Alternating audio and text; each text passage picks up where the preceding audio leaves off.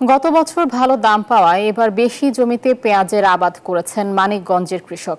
ভালো দামের আশায় অতিরিক্ত মূল্য দিয়ে সার ও বীজ কিনে পেঁয়াজের আবাদ করেন তারা, কিন্তু বাজারে এবার পেঁয়াজের দাম কম হওয়ায় হতাশ চাষিরা। এমন পরিস্থিতিতে পেঁয়াজ সংরক্ষণের ব্যবস্থা নেওয়ার কথা জানিয়েছে কৃষি বিভাগ।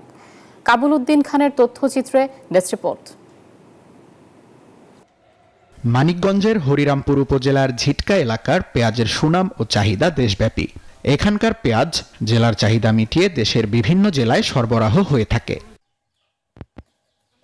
গত বছর ভালো দাম পেয়েছেন চাষিরা, তবে দাম কম হওয়ায় এবার পেঁয়াজ মজুত করতে বাধ্য হচ্ছেন অনেক কৃষক।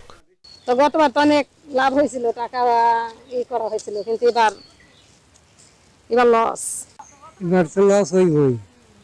এবার গৃহস্থের সব গৃহস্থেরই লস। অপরদিকে কম দামে পেঁয়াজ বিক্রি করে দিচ্ছেন কোনো কোনো কৃষক, আর এই সুযোগে পেঁয়াজ মজুত করছেন অনেক মহাজন। বান্ডেল থাকলে প্রতি সেনমানিতে টাকা বাঁচবে।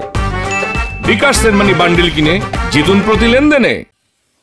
এমন পরিস্থিতিতে সিন্ডিকেটের মাধ্যমে বাজার নিয়ন্ত্রণের আশঙ্কা করছেন চাষিরা। এদিকে ভর্তুকি দিয়ে পেঁয়াজ সংরক্ষণের ব্যবস্থা নেওয়ার কথা জানিয়েছে কৃষি বিভাগ।